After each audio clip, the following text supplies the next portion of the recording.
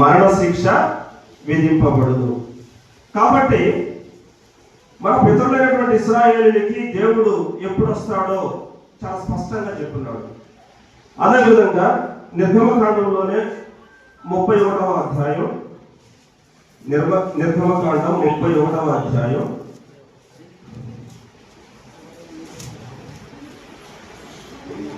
12వ వచనం నుంచి మనం గమనించినట్లయితే, మరియు యెహోవా మోషేతో ఇట్లనెను, నీవు ఇశ్రాయేలీయులతో నిజముగా మీరు నేను నియమించిన విశ్రాంతి దినములను ఆచరింపవలెను, మిమ్మల్ని పరిశుద్ధపరచు యెహోవాను నేనే అని తెలుసుకున్నట్లు అది మీ తరములకు నాకును మీకును గుర్తగును. కావున మీరు విశ్రాంతి దినమును ఆచరింపవలెను, నిశ్చయముగా అది మీకు పరిశుద్ధము. దానిని అపవిత్రపరచువాడు తన ప్రజలలో నుండి కొట్టివేయబడును. 6 దినముల పరిచయం వచ్చును, 7వ దినము యెహోవాకు ప్రతిష్టమైన దినము. ఆ విశ్రాంతి దినము నా పని చేయు ప్రతి వాడు తప్పక మరణ శిక్ష నొందును. అక్కడ స్పష్టంగా మనం చదివినటువంటి 2 లేఖనాలలో మొదటిగా చదివిన నిర్గమకాండము 19:10లో కానీ 31:12లో కానీ విశ్రాంతి దినాన్ని ఆచరించాలి, పరిశుద్ధంగా ఆచరించాలి, ముందే సిద్ధపాటు కలిగి ఉండాలి, మీ బట్టలను ఉతుక్కోవాలి, పరిశుద్ధంగా ఆచరించాలి. ఎవరైతే పరిశుద్ధంగా ఆచరించరో, ఎవరైతే ఆయన నిబంధనల్ని మేరతారో వారందరూ ఏమవుతారంట, తన యొక్క జనముల్లో నుంచి కొట్టివేయబడతారు. కొట్టివేయబడటం అర్థం ఏంటి? వారికి మరణ శిక్ష విధించబడుతుంది అని చెప్పి స్పష్టంగా చెప్పాడు. కాబట్టి సిద్ధపాటుకు సంబంధించి మనం పాత నిబంధన అంటే మన పితరులను చూసినప్పుడు ఆయన ఎప్పుడు వస్తాడో మనకు స్పష్టంగా చెప్తున్నాడు. మరి కొత్త నిబంధన నేటి క్రైస్తవులకి మనకు చెప్పినటువంటి మాట ఏంటి? దేవుడు ఏమని చెప్తున్నాడు? ఎలా చదువుకున్నాం కదా, మత్తయి సువార్త 24:44. ఎవరైనా చదివి వినిపిస్తారు ఒకసారి. మత్తయి సువార్త 24:44. మీరు అనుపనని గడియలో మనుష్య కుమారుడు వచ్చును, కనుకనే మీరు సిద్ధముగా ఉండుడి. ఇప్పుడు మనకున్నటువంటి టాస్క్ ఏంటి? మనకేమో చెప్పాడు పలానా సమయానికి వస్తారని, చెప్పలేదు. ఎప్పుడు వస్తాడంట? మనము వినాలమ్మా, శ్రద్ధగా వినాలి. మనము అనుపనని గడియలో, మన అనుపన గడియలో అక్కడే పైన ఉంటుంది చూడండి, 42వ వచనంలో ఉంటుంది చూడండి. కావున ఏ దినమున మీ ప్రభు వచ్చునో మీకు తెలియదు కనుక మెలకువగా ఉండుడి. ఏ జామున దొంగ వచ్చునో ఇంటి యజమానికి తెలిసి ఉండిన ఎడల అతను మెలకువగా ఉండి తన ఇంటికి కన్నము వేయనీయడని మీరు ఎరుగుదురు. మనం అనుకరణి గడియలో దేవుడు వస్తాడు, అంటే క్రీస్తు ప్రభు వస్తాడు. మనం ఏం చేయాలి? మెలకువగా ఉండాలి. ఇప్పుడు గడియ అంటే ఏంటి? ఎప్పుడు ఎంత సమయం ఉండొచ్చు? గడియ అంటే మనం అనుకరణి గడియలో వస్తాడు. ఎంత సమయం ఉండొచ్చు? గడియ అంటే ఎంత సమయం ఇవ్వచ్చు? ఒక రోజు ఉంటుందా? ఒక సంవత్సరం ఉంటుందా? చాలా మందికి ఈ విషయం అర్థం కావట్లేదు. ఎందుకంటే దేవుడు నోవాహుకు చెప్పినప్పుడు ఆ తరంలో ఆయన నిందారహితుగా నీతిమంతుడుగా ఓడను సిద్ధం చేయండి, జలప్రలయం వస్తూ చెప్పినప్పుడు దాదాపుగా కొన్ని సంవత్సరాలు ప్రకటించాడు నోవాహు. కొన్ని సంవత్సరాలు ప్రకటించాడు. 50 నుంచి 60 సంవత్సరాల దాకా ప్రకటించాడు. ఏమని? జలప్రలయం వస్తుంది, ఈ భూమి మీద ఉన్నటువంటి మనుషులందరూ జలప్రలయంలో కొట్టుకోపోతారని చెప్పని నోవాహు యొక్క తల్లిదండ్రులకు, వాళ్ళ రక్త సంబంధికులకు, బంధుమిత్రులకు, మరియు నోవాహు యొక్క భార్య యొక్క తల్లిదండ్రులకు, రక్త సంబంధికులకు, వాళ్ళ బంధువులకు అందరికీ ప్రకటించాడు. అయితే ప్రకటిస్తే జలప్రలయం వచ్చినప్పుడు ఎంతమంది కొట్టుకోపోయారు? జలప్రలయంలో ఆ అందరూ కొట్టుకుపోయి ఎంతమంది రక్షించబడ్డారు? 8 మంది మాత్రమే రక్షించబడ్డారు. నోవాహు, అతని భార్య, 3 కుమారులు, కోడలు.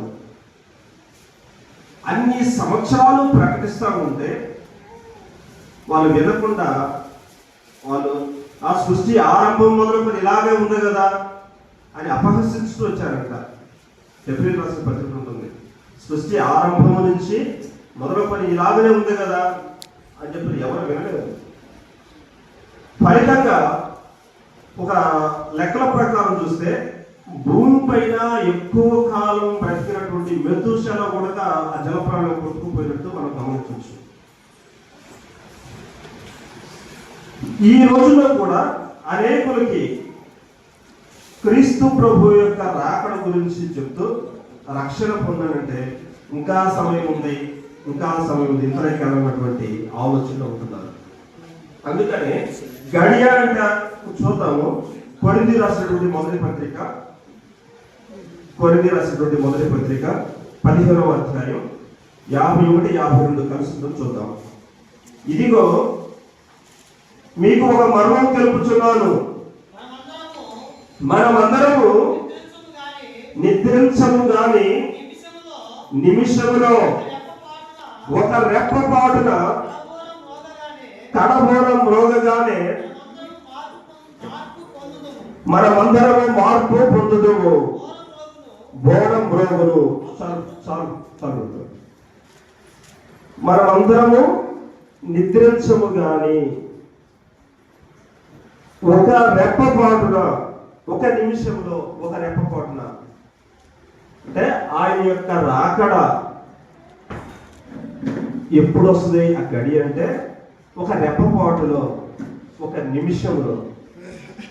సరే, మరి ఒక గంట అనుకుందాం.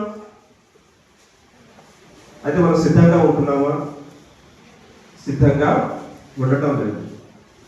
అందుకనే అనేక చోట్ల భక్తులు లేఖన భాగాలు రాపిస్తున్నాడు. మనుష్య కుమారుడు ఎప్పుడు వచ్చునో మీకు తెలియదు, ఆయన దొంగబుచ్చినట్లు వచ్చును. ఆయన యొక్క రాకడ గురించి ఈ మనుషులు ఏమంటే భూమి మీద ఏ మనుషులకు తెలియదు, దోతలకు తెలియదు. చివరికి కుమారుడైనటువంటి క్రీస్తు ప్రభువు కూడా తెలియదు. మరి ఎవరికి తెలుసు అంటే కేవలం తండ్రికి మాత్రమే తెలుసు. కాబట్టి అది మీరు తర్వాత చూడొచ్చు. మత్తయి సువార్తలో ఉంటుంది, అంటే ఆయన రాకడ గురించి చెప్తాడు. మత్తయి 24:36 ఉంటుంది, మార్కు 13:32 ఉంటుంది. ఆయన ఎప్పుడు వచ్చునో తండ్రికి తప్ప ఎవరికి తెలియదనే విషయం మత్తయి సువార్త 24:36 ఉంటుంది, మార్కు సువార్త 13:32 ఉంటుంది. అయితే ఆ దినములకు వచ్చి ఆ గడియలకు వచ్చి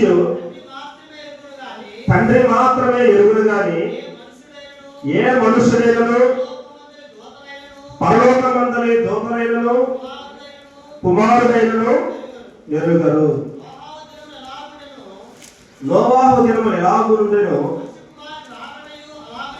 మనుష్య కుమారుడు రాకడయో అలాగే ఉండును. కాబట్టి మనం సిద్ధంగా ఉండాలి, సిద్ధపాటు కలిగి ఉండాలి. సిద్ధపాటు కలిగి సంబంధించి లేఖన భాగంలో ఒక 3 అంశాలు చూస్తే మనం ముగించుకుందాం. క్రీస్తు ప్రభు ఈ లోకానికి వచ్చినప్పుడు ఆయన మనుష్య కుమారుడిగా జీవిస్తూ అనేక శిష్యులకి అనేక విషయాలని బోధిస్తూ అనేకమైన విషయాలని ఆయన ఉపమానాల ద్వారా తెలియజేస్తున్నాడు. మొదటిగా మనం చూద్దాము. మత్తయి సువార్త 25వ అధ్యాయం 1 నుంచి 13 వచనాలు ఉంటుంది. నేను చూద్దాము. పరలోక రాజ్యము తమ దివిటీలను పట్టుకొని పెండ్లి కుమారుని ఎదుర్కొన్నటకు బయలుదేరిన 10 మంది కన్యకలను పోలి ఉన్నది. వీరిలో 5 బుద్ధి లేని వారు, 5 బుద్ధి గలవారు. బుద్ధి లేని వారు తమ దివిటీలు పట్టుకొని తమతో కూడా నూనె తీసుకొని పోలేదు. బుద్ధి గలవారు తమ దివిటీలతో కూడా సిద్ధిలో నూనె తీసుకొని పోయేది. ఇక్కడ మనం చిన్న వయసు నుంచి వింటున్నటువంటి ఉపమానం. బ్రదర్ మాకు తెలుసు కదా అని చాలా మంది కూడా తెలియచ్చు. అయితే ఈరోజు మరి ఇందులో నుంచి మనకు తెలియని విషయం ఏదంటే నేర్చుకుందాం. కుమారుడు ఎదుర్కోవటానికి మొత్తం 10 మంది బయలుదేరారు. 10 మందిలో ఇక్కడ ఏమన్నారు? 5 బుద్ధి గలవారు, 5 బుద్ధి లేని వారు ఉన్నారు. వీళ్ళు 10 మంది రక్షింపబడిన వారా కాదా అనేది మొదటి ప్రశ్న. చాలా మంది లోకంలో కొన్ని డినామినేషన్లో బోధ ఎలా ఉంటుందంటే, ఎందుకంటే నేను డినామినేషన్ నుంచి వచ్చినటువంటి వాడినే. నేను బాల్యం నుంచి అంటే 12 సంవత్సరాల వయసు నుంచి చర్చికి వెళ్తూ వస్తూనే ఉన్నాను. 2012లో డినామినేషన్లో బాప్తిస్మం తీసుకున్నాను. 2022 దాకా అందులోనే కొనసాగుతూ ఉన్నాను. సత్యం తెలుసుకొని అంగీకరించడానికి చాలా సమయం పట్టింది నాకు. అక్కడ భిన్నమైనటువంటి బోధలు జరుగుతూ ఉంటాయి బయట. ఈ బోధలు ఎలా ఉంది అంటే, మనుషులని ఆకర్షించడానికి వాయిద్యాలు కావచ్చు, లేకపోతే ఆ ప్రైజ్ లాగడం, హల్లెలూయా అనడం, అంటే మనుషులని తెలియకుండా ఒక ట్రాన్స్లేట్ చేసుకుపోయే విధంగా, ఆకట్టుకునే విధంగా బోధన చేస్తూ సత్యాన్ని మరుగు చేసి వాళ్ళ యొక్క వాక్చాతుర్యాన్ని, వాళ్ళ యొక్క జ్ఞానాన్ని ప్రదర్శిస్తూ ఉన్నారు. ఈ రోజుల్లో ఇంకా ఎక్కువగా ఉంది ఈ యొక్క బోధ. ఇది ఎప్పుడుంది? పౌలు గారి కాలంలో ఉంది. ఇప్పుడుకే ఎక్కువైంది. ఎక్కువ మంది ఈ మధ్య కాలంలో జన్మ పాపం గురించి ఇంకా విపరీతంగా పుట్టుకతో అందరూ పాపులు అంటే లేఖనాలని అర్థం చేసుకోలేక అపార్థం చేసుకోలేక చాలా మంది బయలుదేరారు. సరే, ఏమైనా కానీ ఇక్కడ 10 మంది అంటే క్రీస్తు ప్రభు ఇక్కడ చెప్పాలనుకునేది సిద్ధపాటు గురించి. పరలోక రాజ్యానికి ఎవరు వెళ్తారంటే 10 మంది ఉన్నారు. వాళ్ళు అయితే 5 మంది బుద్ధి కలిగిన వారు, 5 మంది బుద్ధి లేని వారు ఉన్నారు. ఇక్కడ పరలోక రాజ్యానికి వెళ్ళడానికి 10 మంది ఉన్నారంటే 10 మంది రక్షణ పొందిన వారి సభ్యులు. వాళ్ళు క్రీస్తు సంఘ సభ్యులే, అంటే క్రీస్తు అంగీకరించిన వాళ్ళే. అయితే 5 మందిలో ఏముంది? సిద్ధపాటు ఉంది. ఇక్కడ సిద్ధపాటు నూనె అనేది వాళ్ళ యొక్క రక్షణ జీవితానికి సంబంధించినది. వాళ్ళ రక్షణ జీవితాన్ని ఏం చేస్తున్నారంటే కొనసాగిస్తూ ఉన్నారు. మిగిలిన 5 మంది ఏం చేశారు? నిర్లక్ష్యం చేసి మనలాగే నోవాహు కాలం చెప్పాను కదా, నోవాహు కాలంలో ప్రజలు ఏ విధంగా అయితే ఆలోచించారో, ఇప్పుడున్నటువంటి ప్రజలు ఏ విధంగా అయితే ఆలోచిస్తున్నారు, వచ్చినప్పుడు చూద్దామనే అనేటువంటి ఈ కాన్సెప్ట్ లో ఉన్నటువంటి 5 మంది ఉన్నారు. అయితే ఘోరం మోగింది. మనిషి కుమారు అంటే పెళ్లి కుమారుడు రానే వచ్చినప్పుడు 10వ వచనంలోని వారు పరబోచుండగా పెళ్లి కుమారుడు వచ్చారు. అప్పుడు సిద్ధపడి ఉన్న వారు అతనితో కూడా పెళ్లి లోపలికి పోయి అక్కడ తలుపు వేయబడింది. ఆ తర్వాత తక్కిన కన్యకలు వచ్చి అయ్యా మాకు తలుపు తీయమని అడగగా, క్రీస్తు ప్రభు రానే వచ్చాడు, అంటే పెళ్లి కుమారు రానే వచ్చాడు. ఎవరైతే సిద్ధంగా ఉన్నారో వాళ్ళు వచ్చేసేవారు, కానీ తనతో కూడా వెళ్ళిపోబడ్డారు. తలుపు వేయబడింది. ఈ బుద్ధి లేని వారు ఎక్కడికి వెళ్ళారు? అంగడికి అప్పుడు వెళ్ళారు నూనె తెచ్చుకోవడానికి. వెళ్ళి వచ్చి అయ్యా మాకు తలుపు తీయమని ఏమంటున్నాడు?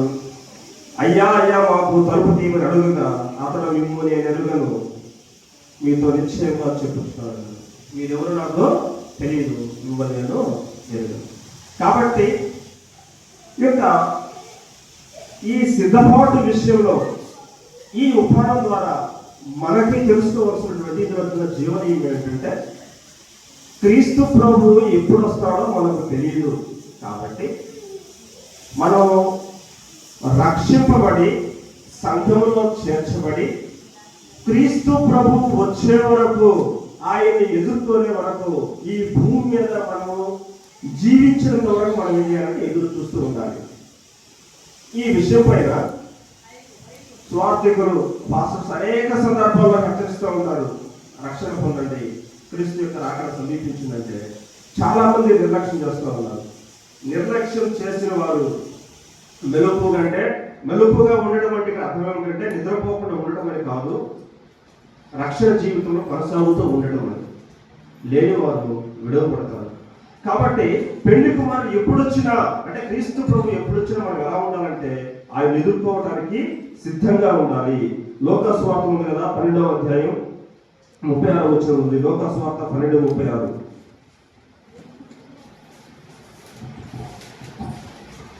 తమ ప్రభు పెళ్లి విందు నుండి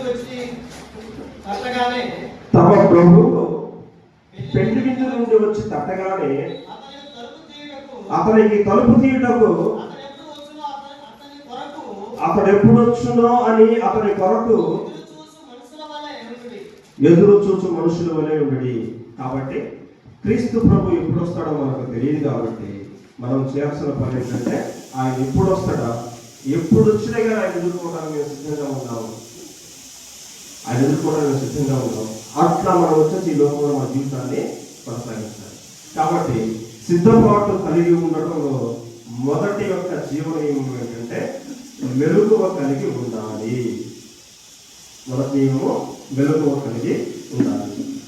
రెండవది మత్తయి సువార్త 2వ అంశం చూద్దాం. మత్తయి సువార్త 24వ అధ్యాయం 45వ వచనం నుంచి మనం గమనించినట్లయితే, యజమానుడు తన ఇంటి వారికి తగిన వేళ అన్నం పెట్టుటకు వారిపై ఉంచిన నమ్మకమైన వాడును బుద్ధిమంతుడనైన దాసుడెవడు అని ఒక ప్రశ్న వేస్తాడు. నమ్మకమైన వాడెవడో బుద్ధిమంతు వాడేవాడు అని చెప్పని ఒక ప్రశ్న వేశాడు. యజమానుడు వచ్చినప్పుడు ఏ దాసుడు ఇలాగో చేయించుట అతడు కలుగునో ఆ దాసుడు ధన్యుడు. అతను ఒక మాట చెప్పేది ఇక్కడ, ఒక యజమానుడు ఏం చేశాడంటే తన ఇంటి వారికి, ఇంట్లో ఉన్న వారు అందరూ వచ్చేసాడు కానీ తగిన వేళ అన్నం పెట్టడానికి ఒక దాసుడు నియమించాడు. అయితే అతను వచ్చినప్పటికీ, తిరిగి అతను వచ్చేటప్పటికి ఎవడో నమ్మకమైన వాడు, ఎవరు బుద్ధి కలిగిన వాడో అతను కనుక్కోవడానికి అతను ఒక ప్రశ్న వేసి ఏమన్నా అతను తిరిగి వచ్చే లోపల ఎవరైతే నమ్మకంగా ఉంటాడో వాడు ధన్యుడే చెప్పారు అక్కడ. అయితే అక్కడనే అతడు తన యావదాస్తి మీద వారిని ఉంచని మీతో నిశ్చయంగా చెప్పుచున్నాడు. అంటే యజమానుడు వచ్చినప్పుడు ఏ దాసుడు ఇలాగో చేయొచ్చుంటే అతను కనుగొనను ఆ దాసుడు ధన్యుడు, అతను తన యావదాస్తి మీద వారిని ఉంచునని మీతో నిశ్చయంగా చెప్పుచున్నాను. అయితే దుష్టుడైన ఒక దాసుడు తన యజమానుడు ఆలస్యం చేయించున్నాడని తన మనసులో అనుకొని తన తోడి దాసులను కొట్ట మొదలుపెట్టి త్రాగుబోతులతో త్రాగుచూ ఉంటే ఆ దాసుడు కని పెట్టని దినములలో వాడు అనుపరని గడియలో వారి యజమానుడు వచ్చి వారిని నరికించి వేషధారులకు కూడా వారికి పాలు నియమించాడు. ఇక్కడ ఇంకో ఉపమానంలో మనం గమనించినట్లయితే, ఒక యజమానుడు దూరదేశానికి వెళ్ళాడు, ఒక దాసుని నియమించాడు. ఆయన వచ్చే సమయానికి ఆయన ఎవరో నీతిమంతుడు కాబట్టి బుద్ధి కలిగిన వాడు కానీ ఎవరుంటాడు వాడు ధన్యుడని చెప్పని చెప్పాడు. వాడు ఒక దాసుడు ఏం చేస్తున్నాడు, తన తోటి దాసులు కానీ కొడుతూ వాళ్ళని నిందిస్తూ తాగుబోతులతోటి తిరుగుబోతులతోటి తింటూ తాగుతూ వచ్చేస్తున్నాడు కానీ ఎంజాయ్ చేస్తూ ఉన్నాడు.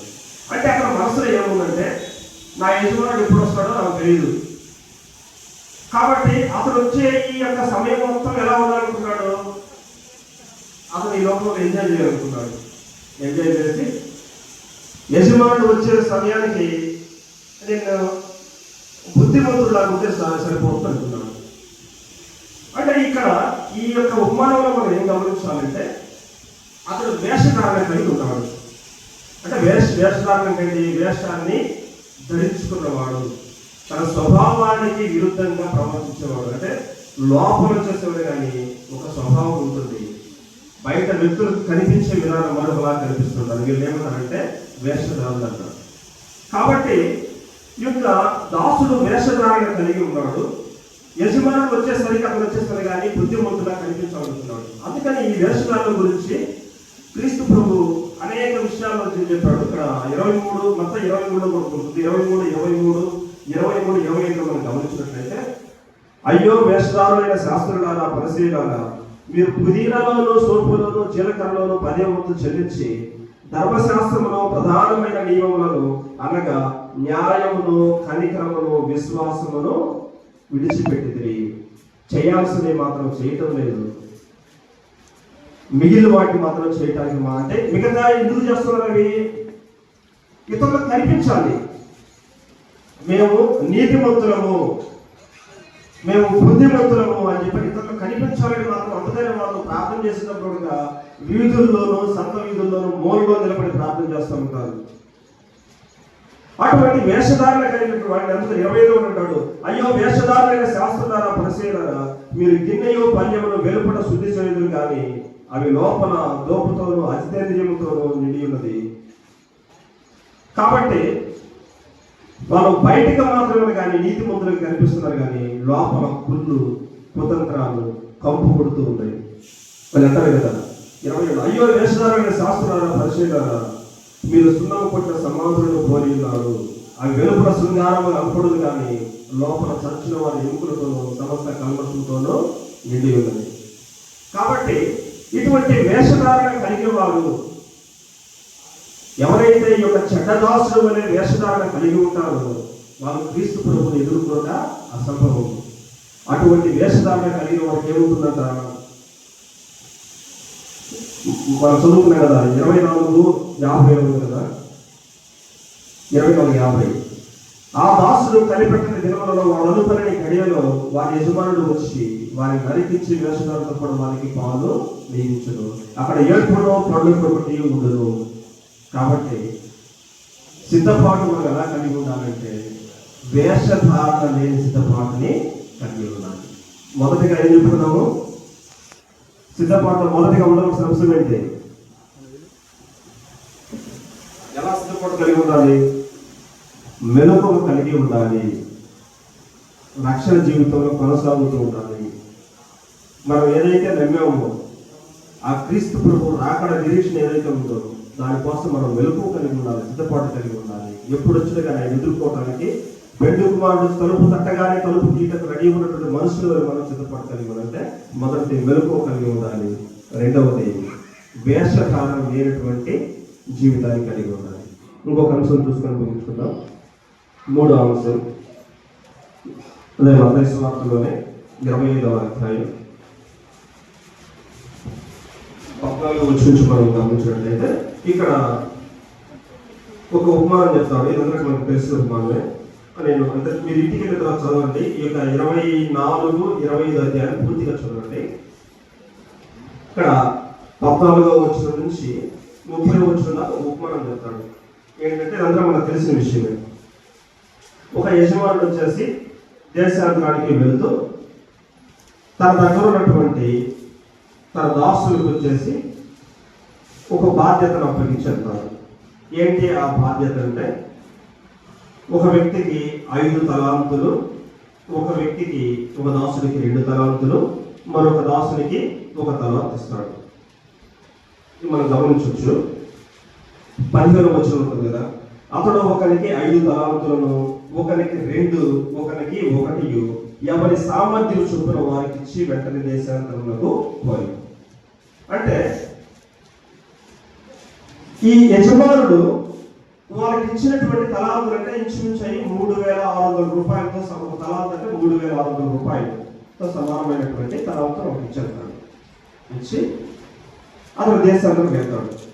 దేశాంతరంకి వెళ్ళినప్పుడు ఈ 5 తలాంతులు కలిగిన వ్యక్తి ఏం చేస్తాడంటే అతను దాని వ్యాపారం చేసి మరో 5 తలాంతులు వచ్చేసాను కానీ ప్రోగు చేస్తాడు. జాగ్రత్తగా నిద్రపోవద్దు. 5 తలాంతులు కలిగిన వ్యక్తి ఏం చేశాడు? మరో 5 తలాంతుల్ని ప్రోగు చేశాడు. 2 తలాంతులు కలిగిన వ్యక్తి ఏం చేశాడు? మరో 2 తలాంతులు ప్రోగు చేశాడు. 1 తలాంతు కలిగిన వ్యక్తి ఏం చేశాడంటే దాన్ని అలాగే ఉంచాడు. ఇప్పుడు కొంతమంది ఏమంటారంటే దీన్ని ఆ దేవుడు లేక యజమానుడు అన్యాయస్తుడు అందరికీ సమానంగా ఇవ్వాలి కదా, ఒకటికేమో 1 తలాంతు ఇచ్చాడు, ఇంకొకటికి 2 ఇచ్చాడు, ఇంకొకటికి 5 ఇచ్చాడు అని చెప్పాడు. అయితే యజమానుడు దేన్ని ఆధారంగా చేసుకుని ఇచ్చాడు? అది వాని యొక్క 10వ వచనం వాని యొక్క సామర్థ్యాన్ని ఆధారంగా చేసుకొని, వాని యొక్క సామర్థ్యాన్ని ఆధారంగా చేసుకొని. మనం గమనిస్తే మన వాళ్ళకి సామర్థ్యం మనకు అర్థమవుతుంది. 5 కలిగిన వాడు 5 చేశాడు, 2 కలిగిన వాడు 2 చేశాడు, 1 ఇచ్చిన వాడు ఒకటిని హ్యాండిల్ చేయలేకపోయాడు. ఒక్క తలాంతులు చేసేవాడు కానీ అతను అభివృద్ధి చేయలేకపోయాడు. ఒక సమయం తర్వాత మళ్ళా ఆ యొక్క యజమానుడు తిరిగి వచ్చాడు. వచ్చినప్పుడు 5 తలాంతులు కలిగిన వాడు పిలిచినప్పుడు అతను వచ్చి, అయ్యా నువ్వు నాకు 5 తలాంతులు ఇచ్చావు, నేను తిరిగి వాటిని 5 తలాంతులు చేశాను. అప్పుడు ఏమంటాడంటే, భలా నమ్మకమైన దాసుడా, భలా నమ్మకమైన మంచి దాసుడా అంటాడు. అదేవిధంగా 2 తలాంతులు తీసుకున్నాడు, 20 వచ్చి ఉంటుంది. అలాగే 2 తలాంతులు తీసుకునే వాడు వచ్చి, అయ్యా నీవు నాకు 2 తలాంతులు అప్పగించితివే, అవియుగాక మరి 2 తలాంతులు సంపాదించుతానని చెప్పాను. అతని యజమానుడు భలా నమ్మకమైన మంచి దాసుడా, 5 తలాంతులని పోగు చేసిన వ్యక్తిని ఏమన్నాడు? భలా నమ్మకమైన దాసుడే అన్నాడు. 2 తలాంతులను పోగు చేసినటువంటి వ్యక్తిని ఏమన్నాడు? భలా నమ్మకమైన మంచి దాసుడు. అంటే వారి యొక్క సామర్థ్యాన్ని బట్టి వారికి ఆ యొక్క తలాంతులను అప్పగించాడు. అయితే 1 తలాంతు తీసుకున్న వాడు ఏమంటున్నాడు? 24 వచ్చిన చూడండి. ఆ తర్వాత 1 తలాంతు తీసుకున్న వాడు వచ్చి, అయ్యా నీవు విత్తని చోట కోయివాడవును, చల్లని చోట పంట కూర్చుకుని వాడవైన కఠినుడు అని నేను ఎరుగుదును. కనుకనే నేను భయపడి వెళ్ళి నీ తలాంతులు భూమిలో దాచిపెట్టి తిని, ఇదిగో నీవు తీసుకురమని చెప్పాను. ఇక్కడ ఏమంటున్నాడు? అతనికి ఇచ్చిన తలాంతుని అభివృద్ధి చేయకపోగా నువ్వు విత్తని చోట నువ్వు పంటకు వస్తావు, నువ్వు చాలా కఠినమైనటువంటి వాడవు, చల్లని చోట పంట కూర్చుకుని వాడవు, నీ గురించి నాకు తెలుసు, అందుకే నేను భయపడి నీ తర్వాత అలానే భూమిలో దాచిపెట్టాను, నేను తీసుకోమని చెప్పని ఆ యజమాని అప్పుడు అంటాడు.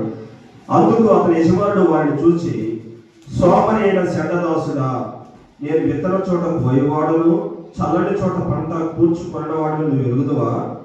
అట్లయితే నీవు నా సొమ్ము సాగుకారు యొక్క ఉంచవలసి ఉండేను, నేను వచ్చి వడ్డీతో కూడా నా సొమ్ము తీసుకొని ఉందని చెప్పి ఆ తలాంతులు వారి ఎత్తులను తీసి 10 తలాంతులు గల వాడికి ఈడి, కలిగిన ప్రతి వానికి ఇయ్యబడును, అతనికి సమృద్ధి కలుగును, లేని వారి యొక్క నుండి వారికి కలిగినది తీసివేయబడును. మరియు పనికి మారిన ఆ దాసును వెలుపట చీకటిలోకి తులసివేది, అక్కడ ఏడుపును పండుకొంటి ఉండలేను. కాబట్టి ఇక్కడ మనకి అర్థం చేసుకోవాల్సినటువంటి విషయం ఏంటంటే, దేవుడు సంఘంలో ఉన్నటువంటి మనకు సంఘ నాయకుడు ద్వారా మనకు కొన్ని పనులు అప్పగిస్తాడు. ఈ పనులను అప్పగించేటప్పుడు మన యొక్క సామర్థ్యాన్ని బట్టి మనకు పనులు అప్పగించడం జరుగుతుంది. అయితే ఎక్కువ మంది మనకు అప్పగించేటువంటి పనుల్ని, అంటే సంఘం అంటే మన చర్చిలో క్రీస్తు, మనకు తెలుసు కదా, క్రీస్తు శరీరమే సంఘము, దేవుని ఆలయము, దేవుని కుటుంబము, ఆయన రాజ్యము, ఇవన్నీ సంఘము. ఈ సంఘంలో ఉన్నటువంటి మనకు కూడా కొన్ని పనులు అప్పగిస్తుంటారు. కానీ మనకేం అర్థం కావాలంటే, సంఘ నాయకుడు ఎవరైతే ఉన్నారో అతను ఎవరు ఏ పని చేయగలరో, ఎవరు ఏదైతే కరెక్ట్గా చేయగలరో, ఎవరైతే దేవుణ్ణి గణపరచడంగా ఆ పని చేయగలరో వాళ్ళకి ఆ పనులు అప్పగిస్తారు. అప్పగించినప్పుడు మనం ఏం చేయాలంటే, మనకు అప్పగింపబడినటువంటి ఆ పనిని మన సామర్థ్యం మేరకు దాన్ని ఏం చేయాలంటే పని చేయాలి.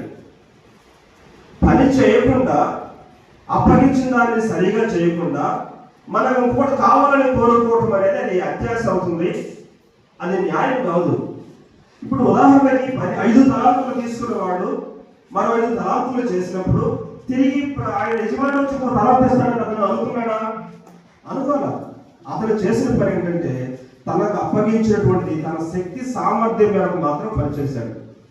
ఇక్కడ వాక్యాన్ని బోధించడం ఒక్కటే గొప్ప విషయం కాదు. దేవుడు బోధించిన సామర్థ్యంలోకి బోధించే పని అప్పగిస్తాడు. పాటలు పాడే సామర్థ్యంలోకి పాటలు పాడేటువంటి బాధ్యతను అప్పగిస్తాడు. చర్చిలో క్లీన్ చేయగలిగిన సామర్థ్యం ఉంటే క్లీన్ చేయాలి. ఏది తక్కువ కాదు, ఏది ఎక్కువ కాదు. అందుకనే శరీరంలో ఉన్నటువంటి అవయవాలన్నింటినీ, అంటే ఒకే శరీరంలో అనేక అవయవమైనటువంటి మనల్ని ఘనమైన దాన్ని ఘనహీనముగాను, ఘనహీనమైనది ఘనమైనగాను చేసినటువంటి వాడు దేవుడు. కాబట్టి మనకి కొరింథీ రాసిన పత్రిక ఉంటుంది, 12వ అధ్యాయంలో ఉంటుంది. కొరింథీ రాసిన పత్రిక 12వ అధ్యాయంలోను 12:12 ఉంటుంది. అదేవిధంగా రోమా 12:4 ఉంటుంది. మన యొక్క సామర్థ్యాన్ని బట్టి దేవుడు మనకు అనేకమైనటువంటి బాధ్యతలను అప్పగిస్తాడు. అప్పగించినటువంటి యొక్క శరీరంలో ఉన్నటువంటి అవయవాలు ఏ విధంగా అయితే పనిచేస్తాయో, సంఘము అనేటువంటి యొక్క శరీరంలో సంఘ సభ్యులుగా ఉన్నటువంటి మనం ఏంటంటే మనకు అప్పగించినటువంటి పని చేయాలి. అక్కడ రాస్తారు కదా, నేను చెయ్యండి, నేను కాలు కాదు కాబట్టి నేను ఆ పని నేను చేయడానికి వీలు లేదు అన్నంత మాత్రం ఈ యొక్క దేహంలో భాగం కాకుండా ఉండదు. చెవి వచ్చేసి నేను కన్నులు కాదు కాబట్టి నేను ఆ పని చేయని చెప్పి చెవి అంటే కుదరదు. చేయాల్సిన పని చేయాల్సిందే, కాలు చేయాల్సిన పని కాలు చేయాల్సిందే, కన్ను చేయాల్సిన పని కన్ను చేయాల్సిందే, చెవి చేయాల్సిన పని చెవి చేయాల్సిందే. అంటే అప్పగించినటువంటి బాధ్యతలను మనం చేయాలి. అలా మనకు అప్పగించినటువంటి బాధ్యతలు మన సామర్థ్యం మేరకు మనకి ఇచ్చినటువంటి తలాంతులను మనం అభివృద్ధి చేసుకోకపోతే ఏమవుతుందంటే కొన్ని రోజుల తర్వాత ఉన్న సామర్థ్యాన్ని, ఆ ఉన్న తలాంతులు కూడా దేవుడు ఏం చేస్తాడో తీసివేస్తాడు. కాబట్టి కొంచెంలో కూడా మనం ఎలా ఉండాలంటే నమ్మకంగా ఉండాలి. కాబట్టి ఇక్కడ ఈ యొక్క సిద్ధపాటుకు సంబంధించి ఈ యొక్క అంశాలు మనం ఏం గమనించాలి అంటే, మనకి అప్పగించినటువంటి తలాంతులను వినియోగించుకున్నటువంటి విషయంలో మనం ఏం లేకుండా ఉండాలి, సోమరితనం లేకుండా ఉండాలి. చివరి అంటే ఒక తలాంతు తీసుకున్న ఏముంది, సోమరితనం ఉంది. సోమరితనం అధ్యక్షులు ఏం చేశాడు, భూమిలో పాత పెట్టాడు. కొంతమంది ప్రార్థన చేయమంటే ప్రార్థన చేయలేదు, పాటలు పాడమంటే పాటలు పాడలేదు, వాక్యం చదవమంటే వాక్యము వినలేదు. వాక్యాన్ని వినటానికి కూడా చాలా మంది కష్టపడతా ఉంటారు. లోక సంబంధమైనటువంటి విషయాలలో అయితే చాలా ఆసక్తి చూపిస్తారు, కానీ జీవాన్ని ఇచ్చేటువంటిది, నిత్య జీవాన్ని స్వతంత్రింప చేసుకునేటువంటి వాక్యాన్ని వినటంలో ఎప్పుడైతే మనం వింటామో, ఎప్పుడైతే దాన్ని వినిదాన్ని బట్టి మనం అంగీకరించి మన యొక్క ప్రవర్తన ఉంటుందో అప్పుడు మాత్రం మనం నిత్య జీవాన్ని పొందుకుంటాము. మొదటి ఉపమానం చూసిన రోజు మనం చర్చికి వచ్చినంత మాత్రాన, బాప్తిస్మం తీసుకున్నంత మాత్రం మనం నిత్య జీవానికి వెళ్ళలేము. మనం ఏముండాలి, మెలకువ కలిగి ఉండాలంటే రక్షణ జీవితాన్ని కొనసాగిస్తూ ఉండాలి.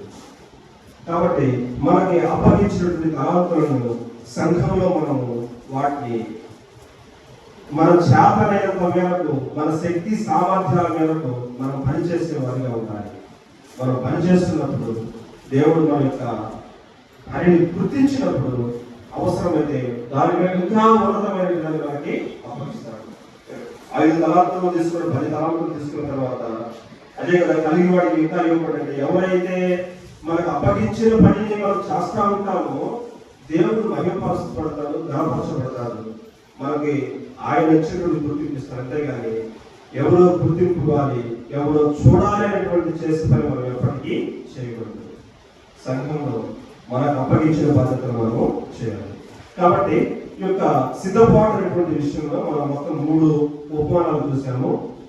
3 మొదటిలో చేశాను, కానీ బుద్ధి కలిగిన వారు, బుద్ధి లేని వారు.